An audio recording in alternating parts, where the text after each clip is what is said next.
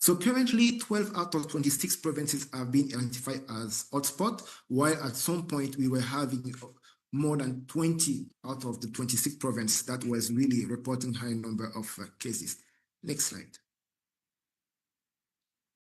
In Sierra Leone, the operation zero case by the end of August is still ongoing, and then we are gladly seeing that the case keep on reducing. We move from 43 to 34 cases this week, a 21% reduction. We also see the suspected cases that are also going down, and we are reassured by the testing coverage of 100%. Though the test positivity rate is around 59%, I think the active surveillance has managed to bring it down from 95% at some point to the 60%. And with the continuous operation, we believe that we'll be able to reach the 30%, which is the threshold that we have also assigned. The vaccination is also continuing with 43% of the people vaccinated that are contact, which emphasize the integrated approach that is implemented in the country, where the active surveillance, the community healthcare workers work hand in hand with the vaccinator, so that when they have one case, they can implement the vaccination, targeted vaccination around those. That's it's a good indicator and a good action to ensure that we control. Now, the challenge in Sierra Leone remains definitely the high case fatality rate. As you can see, this week we have 2 deaths on the confirmed case as compared to 3 last week, but it's still very high, especially when you compare to the number of new confirmed cases.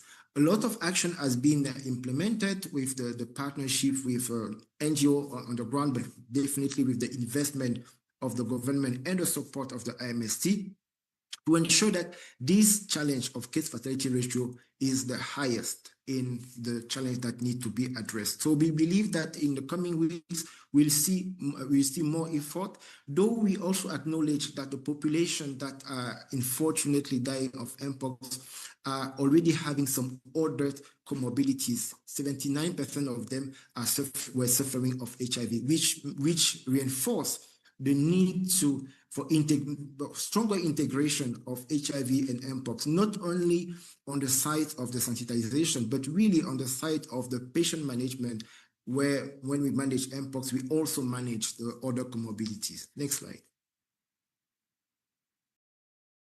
In Uganda, we continue to see the decline in the number of suspected cases and also the number of confirmed cases. Last week we were having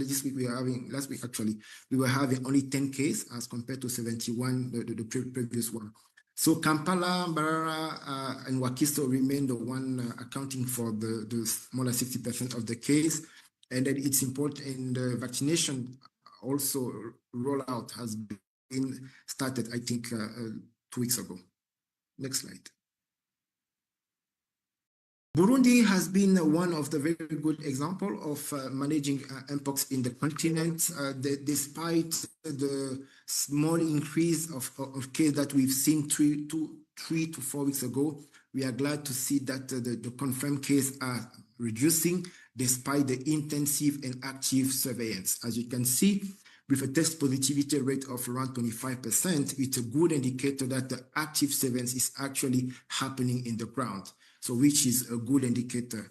Now, out of 46 districts previously affected, 10 are currently reporting active cases, so which again confirm that they're moving toward the end of the outbreak, but definitely more effort are needed so that we can reach to the lowest number of cases, as we also move to the transition and the integration of the Mpox in the national health system. Next slide. On the side of Liberia as well, we have a stagnation in the number of confirmed cases with a decrease in the number of suspected cases. But you see, we've seen that sharp and exponential increase in the number of cases, which definitely has been an alert on ensuring that we provide adequate support to the country. There is a mission that is planned to go and support the country in the next few days or the next few weeks. As you can see, the test positivity rate is very high, 96%. This means that the positive cases are the ones who come by themselves at the health facility because of their condition. So now the support that is critically needed, especially in the side of MODERATOR, that account for 64% of the total confirmed case, is really to boost the active surveillance so that we can go in the community and catch the case while they're there, but also support the vaccination so that around those cases we can implement the vaccination, and then we have the different action. The good news in the country is that the case fatality rate is still 0. They have not reported any death, and it's critical to carry on with that, with those good numbers. Next slide. In Ghana, we continue to see an increased number of cases from 44 to 52, which is also important to highlight the significant or exponential increase in the number of suspected cases. This indicates that the country has taken very seriously the active surveillance. And again, you can see the test positivity rate, which is quite low, around 70%, so which means that the surveillance is going almost everywhere to catch the positive case, which is quite important. So now the isolation of the positive case will support the country to limit the transmission, while the request for vaccination is also being evaluated so that they can also have this extra tool to ensure that they can control and contain the mpox outbreak in the next few weeks. Next slide. In Guinea, we continue to see that exponential increase in the number of cases, though with 12% between last week and this week, where we have 87 confirmed cases. The test positivity rate is quite high as well, 70%. So the surveillance at the community level, it's not sufficiently implemented. We've been having some conversation with the country, highlighting some challenge on operational funding, which together with WHO and the partner will try to address and ensure that they had adequate support and fund to provide active surveillance. You are also seeing that most of the positive cases are actually hospitalized, which is a good indicator on stopping the transmission, though we definitely have some cases that are remaining within the community. So we need to have a different approach, and also need to support the country on working on their plan for the request of vaccination so that they have all the tools needed and available to contain and control the outbreak as we move toward that transition phase where we really want the mpox to be part of the national health system. Next slide. In Zambia, we see the decrease in the number of cases and the number of suspected cases. Still, the clade 1B is the one that has been identified. The test positivity rate, around 27%, is also reassuring of the good surveillance that is happening. Now, it's important to note that Zambia reported its highest number of confirmed cases within the last 6 weeks as compared to what was happening before. The place of Copperbelt, Muchinga, and Lusaka province collectively account for nearly 60% of the confirmed case, highlighting them as the most affected region compared to others, which means that's really where we need to put all the effort to support the country to control that before it's going out of control. Now, 11% of the listed contact tested positive, which is a good indicator of the capacity to actually target the right contact. We've seen in many countries where out of the contact, we have no person that turned to be positive. Here we can see that at least 1 out of 10 contacts are turning positive, which means that they are actually managing to get the right contact. By that, we mean that the stigmatization makes it very difficult, for one example, for a sex worker or truck driver to actually identify their contact. So seeing that result is also a good indicator of the surveillance that is being implemented in the country. Next slide. In Kenya, this week, we see a decrease around 44% in the number of confirmed cases, though the number of suspected cases remain pretty stable. It's important to appreciate those efforts, especially knowing that Nairobi were coming at the third position in the number of cases, with 8% of the cases after Busia and Mombasa.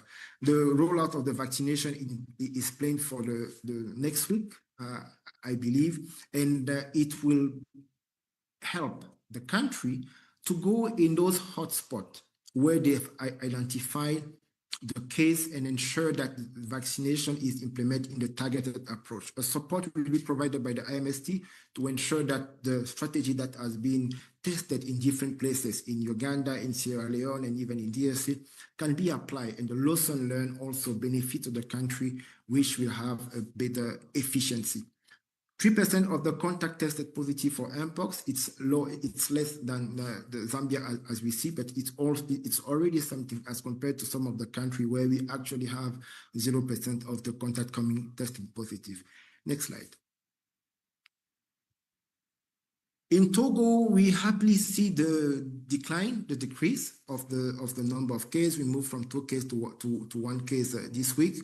And the peak period occurred a while ago. So the country is monitoring, it's surveying, especially the hotspot where they've been seeing the cases. So from 619 contact tested for Mpox, only 5 became positive, which is a rate of 0.81%. And 9 health districts are currently in epidemic, with the Gulf, Aguenie together accounting for 76% of the total case. When we highlight those places, it's also the opportunity to ensure that all the activity, or most of them, are really focusing on the hotspot. Next slide. Now, moving to the vaccine delivery and implementation, we've reached the bar of 1 million doses of vaccine that has been administered.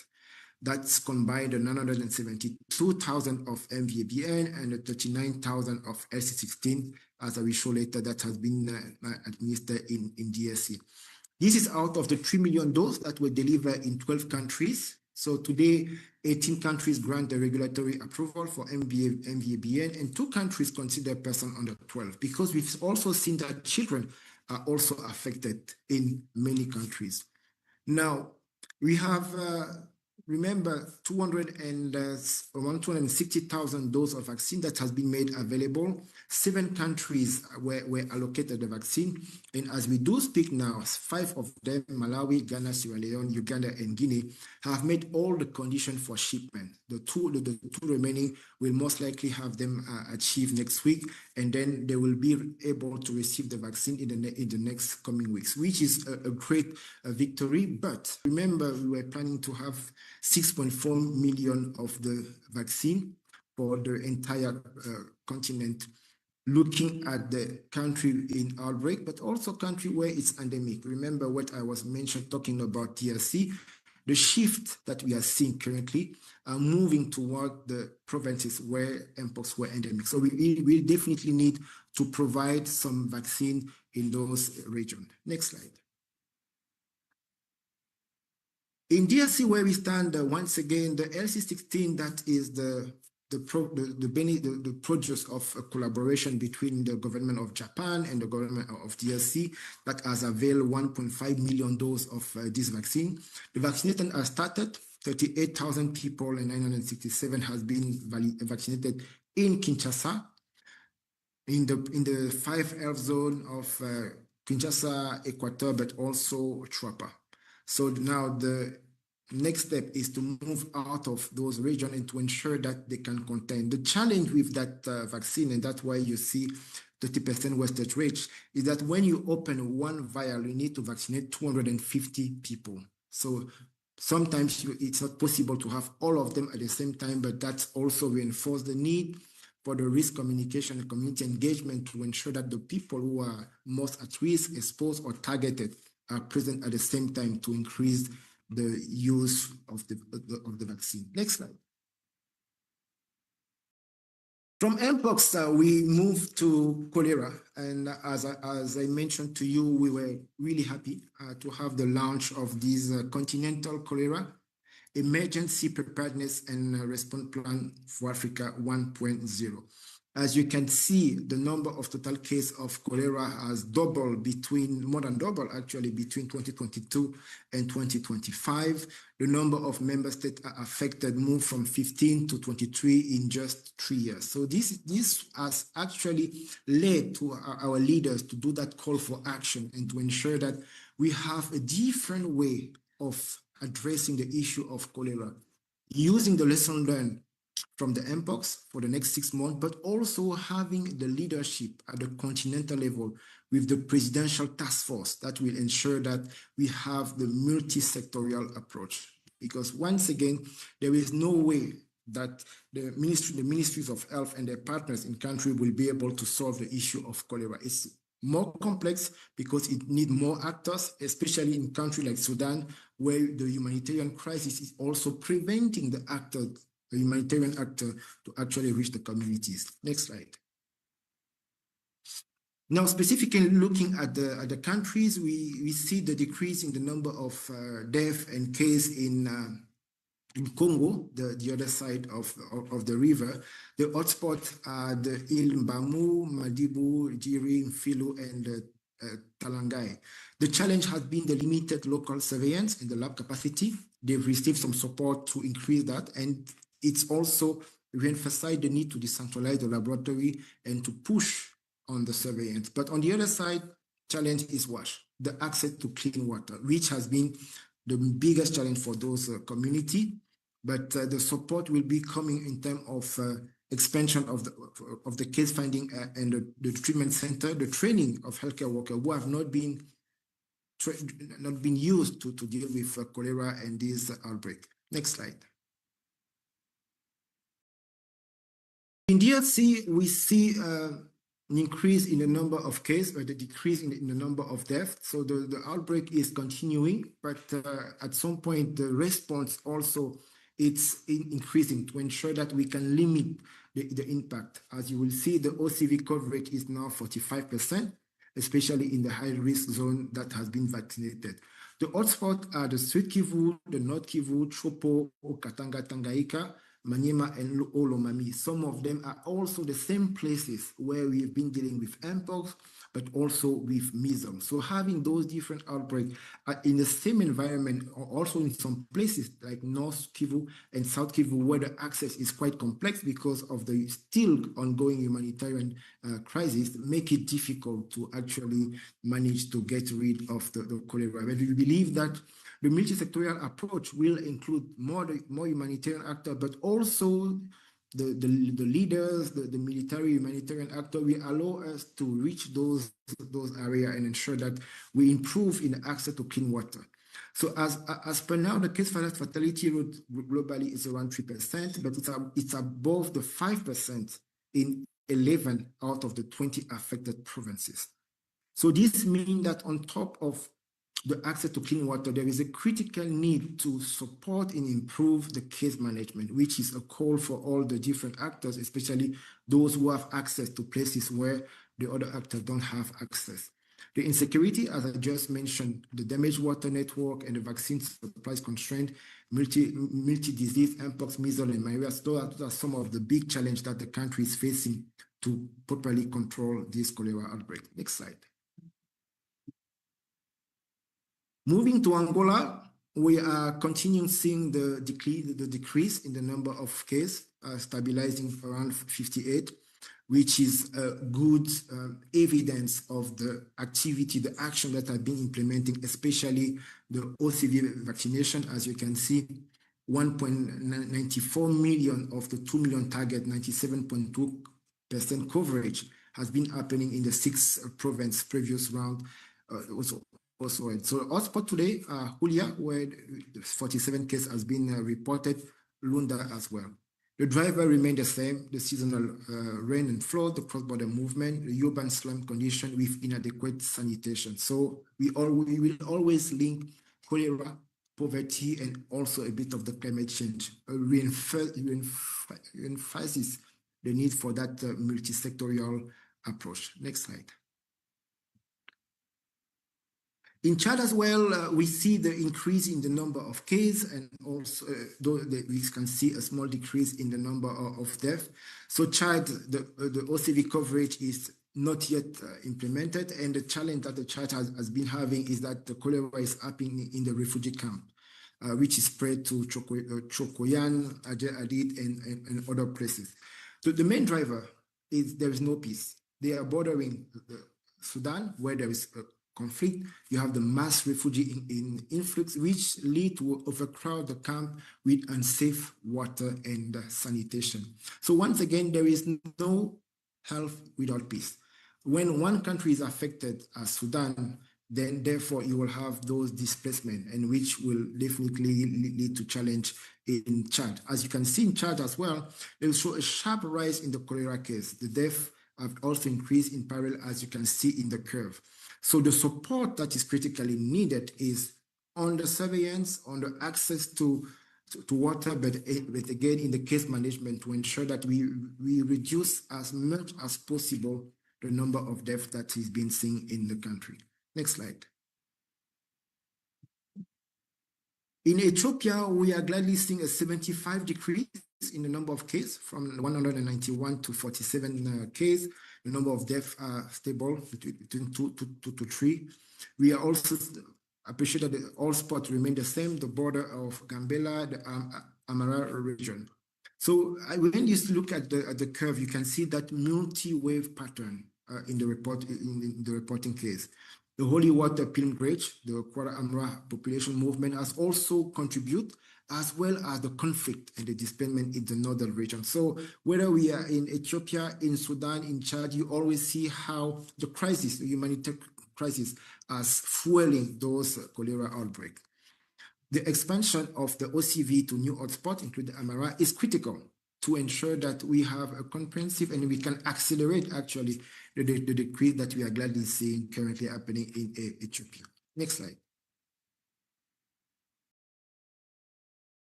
In summary, we can say that in the side of Mpox, the decade are going very down by 76% from the peak level. We are moving down, especially in the high-burden country, DRC, Uganda, Sierra Leone, Burundi, Guinea, and Liberia.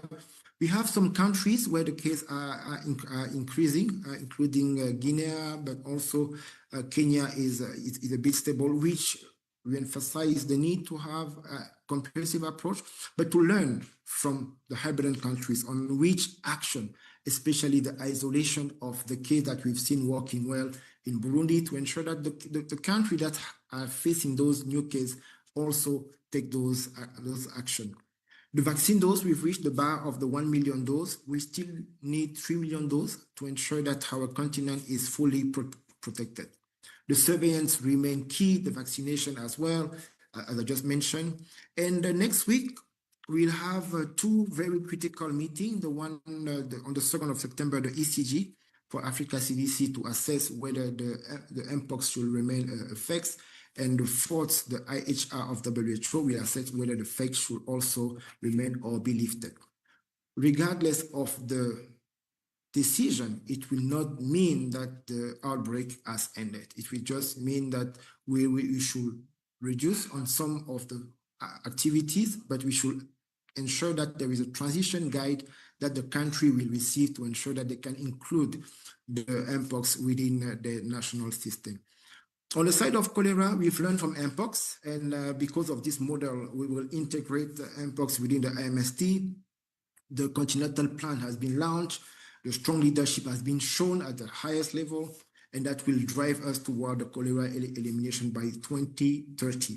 So now, in terms of next step, we'll have that continental presidential task force that will be established to ensure that we have the multi-sectorial humanitarian approach that will help us to mobilize some resources, including the vaccine that are critical. We need around 10 million doses of vaccine to ensure that the continent is protected in the next 6 months of cholera. The integration of cholera in the IMST is a reality, and as you can see with those presentations, and we will keep on pushing to ensure that we have that one team, one plan, one budget, one M&E framework. Those are not only words, but this is the reality that we are facing in a daily basis within the MST. With that, I will be happy with my colleagues who are connected to take some of the questions. Thank you.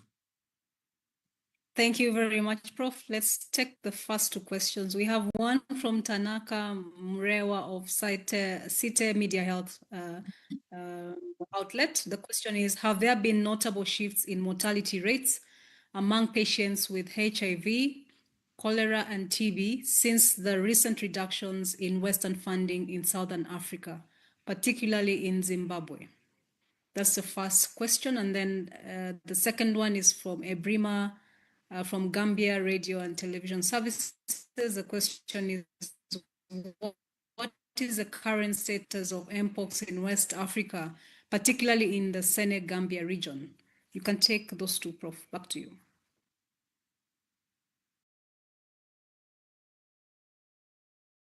Thank you. Thank you very much for the question. We'll start with the last one on Mpox in West Africa, especially in Senegal and Gambia. On the 22nd of this month, Senegal has reported the first case of Mpox, which is a traveler that arrived in the country.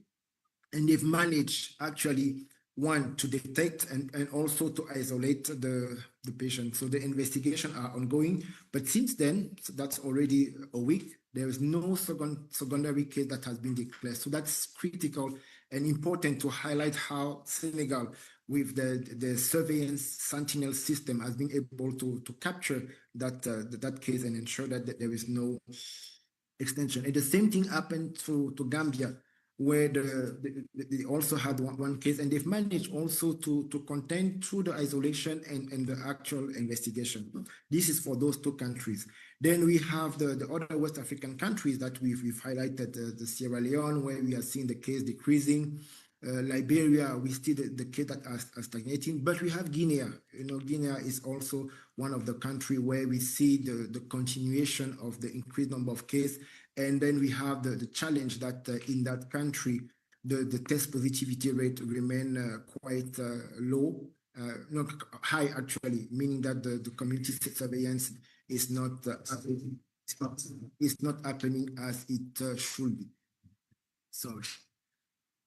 So on the side of the USG funding, as mentioned some few weeks ago, an assessment, a proper assessment in the continent should have started to assess the real impact of the USG.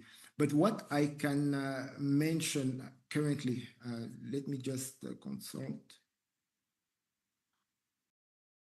The major effect that has been captured is actually in the testing and access to medication in those countries. So currently there is no exact data on the number of deaths that has been lost due to the HIV.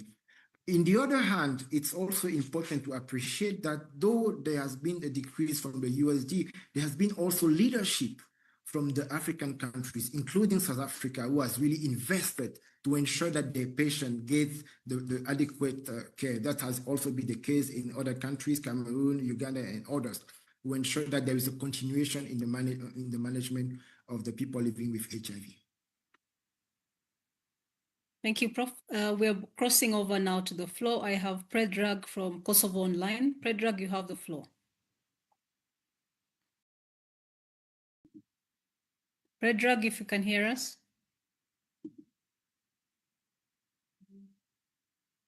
Okay, let's move over to Kemo Cham from Mano Reporters. Kemo, you have the floor. Hello there.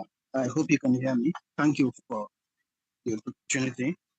I wanted to ask for a little bit of explanation on what you think is responsible for the high fatality rate in Sierra Leone. I know you already mentioned it could be as a result of people with pre-existing conditions. Besides that, is there any other factor you may suspect that you think the authorities should look at? Thank you. Thank you, Kemo. Let's take the next one before Prof comes in. We have Paul from the Lancet. Paul, you have the floor. Yes, thank you very much. So my first question is this, with this new expanded role of the IMST to cholera, and what has the African government promised to do differently in terms of resource commitment, or is it still going to be, are we still going to be going to the international community to help fund this? Also, what does the projected outlook look like, considering the fact that cholera is not new on the continent and African countries have been responding to cholera for decades, if not more than that? So what is now going to be the new thing that this expanded approach is going to bring on board, and whether there are specific timelines and deliverables for this undertaking? Thank you. Thank you. Back to you, Prof. Yes, thank you so much, Kemo and Paul, for the great question. So for Kemo, you were asking what are the driver of the high case fatality rate in Sierra Leone. It's true that we mentioned the comorbidities. We've seen that 79% of the people who actually die in Sierra Leone are also affected by HIV and other comorbidities. In the CPHL lab, they even identified some people who two persons who died were also positive for HPV, the one causing cancer. So it's one thing to say what is happening, but it's something else to say what are we doing to prevent it from happening. So there has been some investigation to understand properly why is it happening. So impact of the delayed management, control of those patients. So some of the people living with HIV, because of the stigmatization that is added with mpox, some of them will remain in the community. And then it's only when they are in the severe and advanced case of mpox that they will go to the hospital. Now, when they go to the hospital, the management of mpox on one side and HIV on the other side make it very complicated, especially for those patients that were not on ARVs for quite a number of them. That is one. So the second part is that even when the transfer is being done on time, the challenges on the funding has made it difficult to provide the comprehensive management of those patients. But following the support that they receive from MST and also the discussion in country with different partners, they really emphasize at three level actually. In the community, you remember that there is that 0 case by the end of August, which also ensure that they can capture the patient in the early stage. Secondly, in the first hospital where patients go to seek care, to ensure that there is an important willingness to support people living with HIV. And the third one is the vaccination. The people living with HIV are put as a priority for the vaccination that is happening in Sierra Leone. So we believe that with all those different approaches, they will be able to reduce the case fatality rate in the coming weeks. Now, the expansion of the IMST. You are right, Paul. Cholera has been there for a while. And most of the time, the way we were responding to cholera, you were having Ministry of Health with the incident management system. They will have their plan, they will have their pillars, they will implement their activity, which most of the time will work on the side of surveillance, laboratory for the detection, case management. But the actual drivers, which is the access to clean water, is not the mandate of the Ministry of Health. So what is changing now is to bring the issue of cholera at the highest level, at the presidential level, so that the head of state will first establish the Continental Task Force.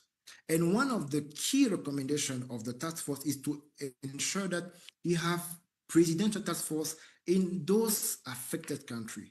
So now the president will now ensure that within the response, there's not only the Ministry of Health, but also the Minister of Finance, the planification, the local government, to ensure that cholera is really handled from all the different angles. That is one of the major change. And that's why the launch was not made by the Director General of Africa CDC and or the WHO, but by the President of Zambia, which is the AU champion for cholera. So the major difference is really that we put it at the highest level. So the plan is for 6 months to really tackle the emergency in the next 6 months, while we have the task force that will ensure that at the continental level, we move toward the elimination of cholera by 2030. Thank you, Prof. We have another question here from Christopher of Deutschland Radio in Germany. The question is, how can new cases of diphtheria and cholera be attributed to the USAID cuts? And then have African countries relied too heavily on this financial support? And what is currently being undertaken to scale up funding? And then which repercussions of the cuts might follow? Those are the three questions from Christopher. I'll now hand over the floor back to you. So thank you so much, Christopher, for the question. I think we've spoken a lot about the impact of the cuts on the continent, on the HIV, on diphtheria, cholera, mpox, how it has been impacting the sample collection, the testing in many places. So what is being done is happening at different levels. The first one is at the country level. The country has taken the leadership. I mentioned South Africa on the side of HIV with many other countries. I can also mention other countries that are mobilizing domestic resources so that they can be involved in a response. In DRC, for one example, they are moving toward those innovative funding, taking 1 to 2% of the taxes that will be invested on the response to outbreaks in the country. This is also aligned with the Africa CDC vision to ensure that we change the financing of the health in the continent.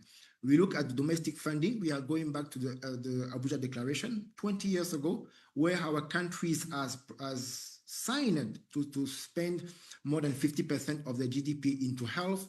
We are also talking about innovative funding, where as I mentioned for DST, we have those different approach, but also engaging the diaspora so that they can also contribute. And last but not the least, the blended financing, where we engage the private sector, as Africa CDC has engaged company like Ethiopian Airlines, who are thinking on how they can use a proportion of the ticket to invest in the epidemic fund. So those are some of the initiatives that we really want to showcase so that we change the narrative. We move from USJ cut, where the country are crying, toward where the continent is really taking ownership of its health by investing themselves on how they can get the resource and ensure that our community is safe. Thank you, Prof. Let's cross over back to the floor. We have Anait from Reuters. Anait, you have the floor. Hi, it's Anait. So we are trying to understand the impact from what's happening in the US, with the CDC there. So I have several questions on that. What is your response to the ouster and resignation of top officials? What impact do the changes have on the ability of global health agencies to coordinate with each other to protect global health? Do you see any immediate impact from the loss of senior staff? What does it mean for agencies like yours when the US Health Secretary is accused of undermining the science that is used for making public health decisions? And do you have any contact with the US CDC, and do you have more details on what happened and when it happened? Thank you. Thank you. Back to you, Prof. Yes, thank you. So those are very critical questions. But on our side of Africa CDC, we definitely don't judge the movement within the senior people or the people who are working within the administration.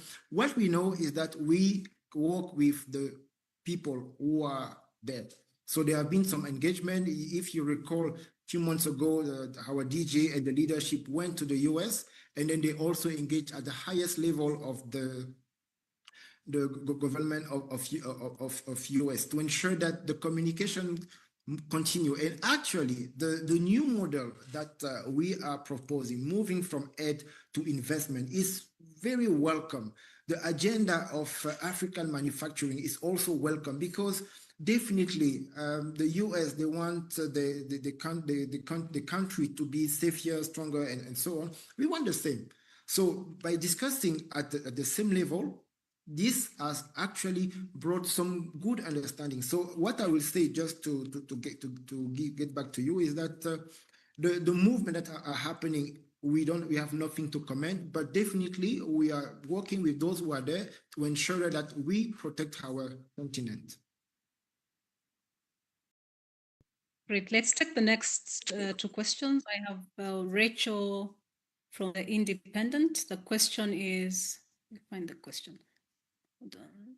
Yeah, Rachel from The Independent. The question is, please can you comment on the ways in which aid cuts are impacting the mpox response currently, specifically in Sierra Leone?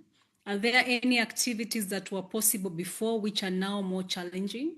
Back to you, Prof. Yes, definitely. Sierra Leone, they have something good, apart from many things that they've been doing, is that they have a dashboard, which is public. These dashboards highlight all the resource that they receive from the pledge to the disbursement. So you will see how the pledge that was under the USAID have not been transformed into disbursement. And therefore, they have affected some of the action on the side of community-based surveillance. They started an activity called Find Them All, that is a few months ago, that they were not able to carry on.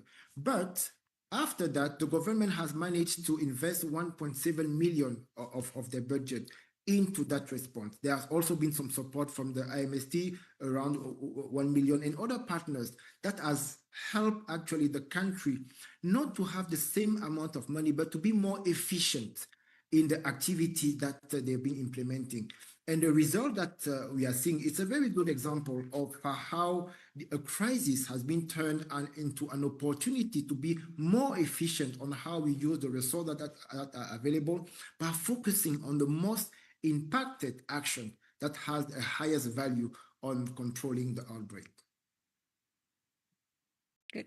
Let's take the next question here. We have one from Richard Akondo. The question is, where are we as a continent in terms of resource mobilization for vaccine doses and PPEs with regards to epidemic preparedness for cholera?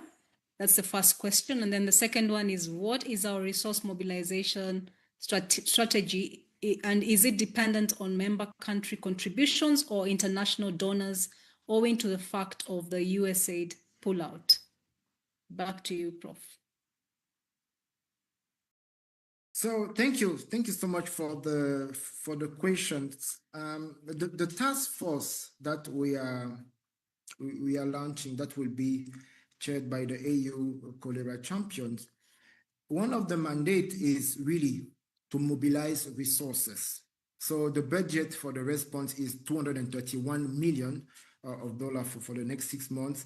And this includes also around $48 million for the vaccine. So that includes buying the vaccine, 10 million doses of vaccine. This is what will be needed, which is 80% of the 12 million of the people that will be exposed. So now, in terms of the funding, where it will come, so we have definitely encouraged and engaged the domestic funding, and that's why we raise the cholera at the level of the president. But yes, we are talking about the African leadership, but the global solidarity. Once again, the IMST is led by Africa CDC and WHO, but we have all those partners, and this vision is aligned with the Global Task Force for Cholera Elimination. We have the Gavi, we have the World Bank, we have all those partners who will continue to contribute within the plan. So the mobilization will be led by the task force, who will ensure that we look at all the different angles, and we believe that it will be for us a good test, a good opportunity to move toward the implementation of the new financing era that Africa CDC is pushing. Just to remind once again, the domestic funding, the innovative financing, and also the blend funding. So those are part of the strategy that will be used to mobilize the resources to address the issue of cholera. Thank you, Prof. The next question is from Mark, who is an Associated Press reporter. The question is regarding the 39 deaths from cholera in Chad. Does this include deaths at the community level? And he's asking the question because the number of deaths reported by Chad's Ministry of Health are close to 60. Back to you, Prof. Yeah, thank you. So I will let my colleague, Dr. Mercy Cheng, who will answer that question. Dr. Mercy.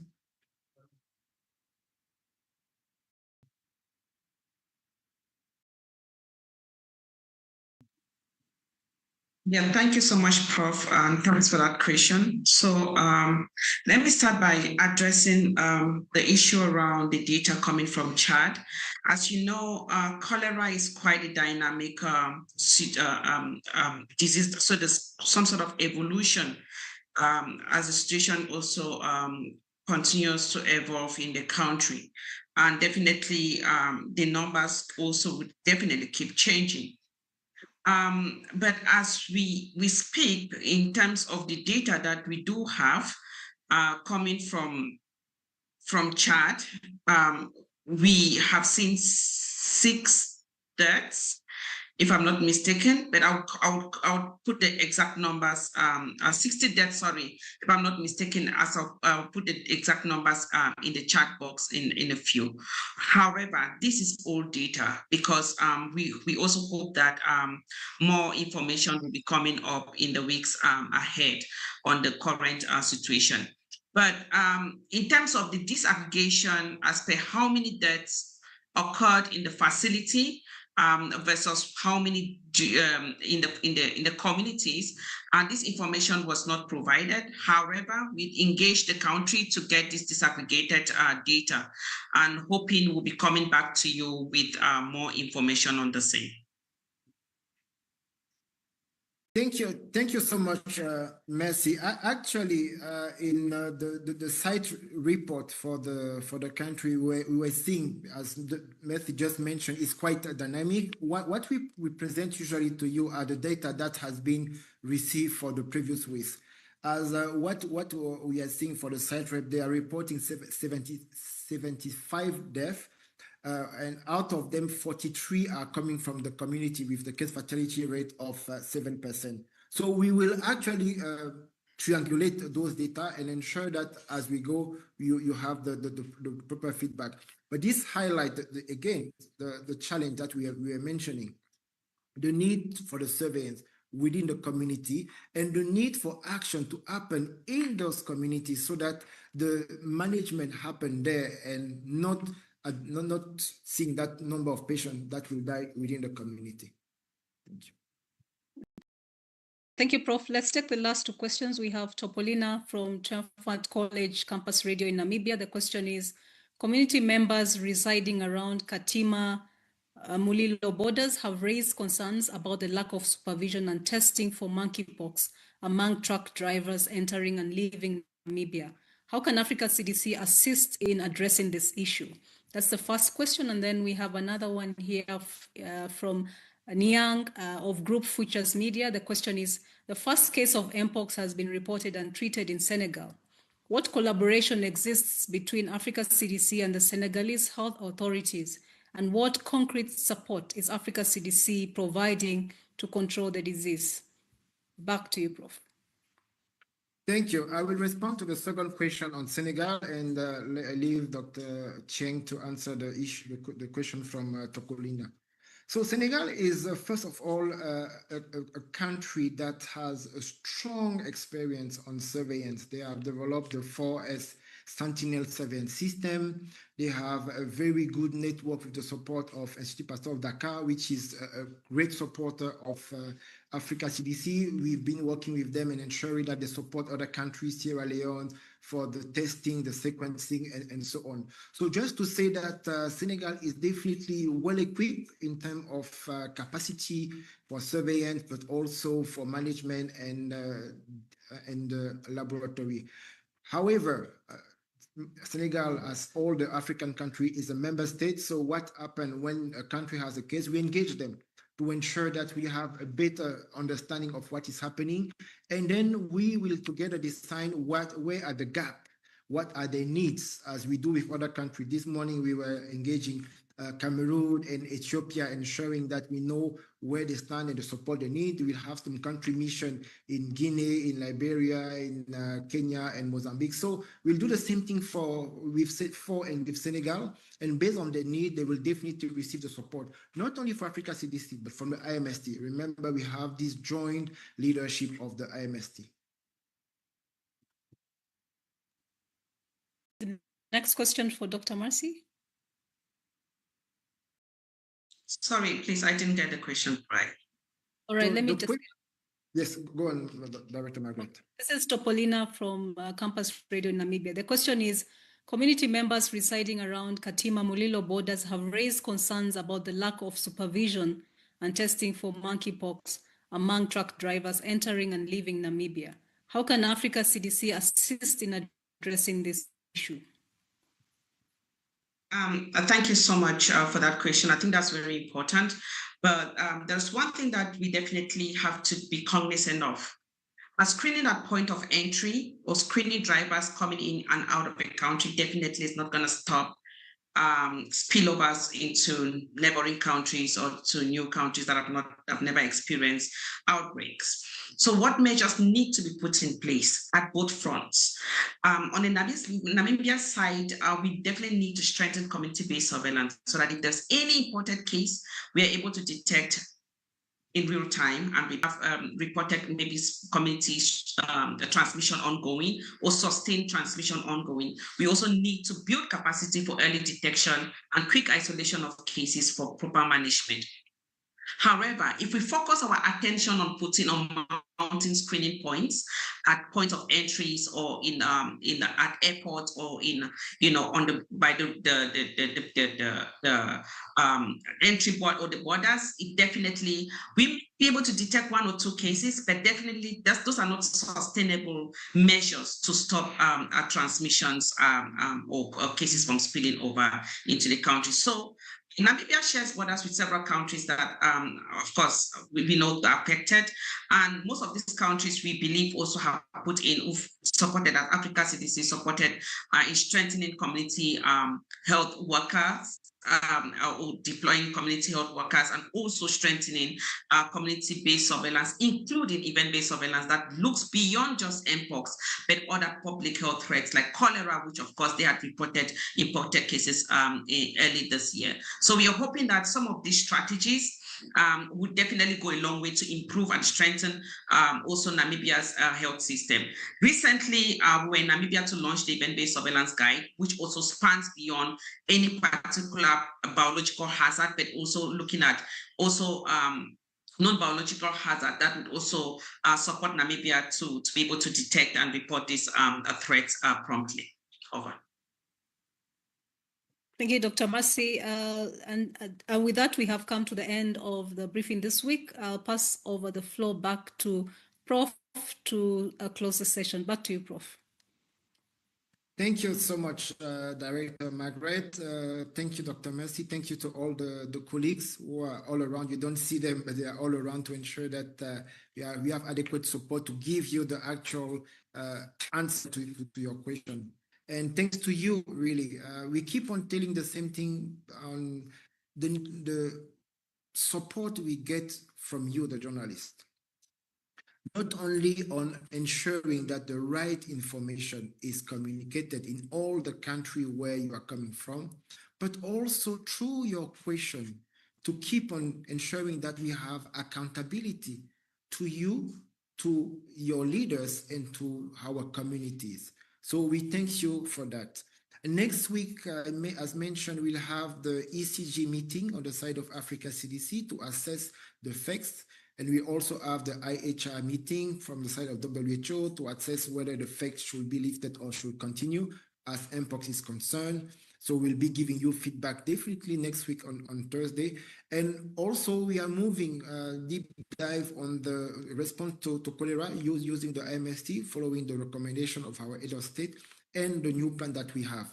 So we will count on you, keep counting on you for the following up, supporting us, and ensuring that we keep on sending the good information to our community. Thank you.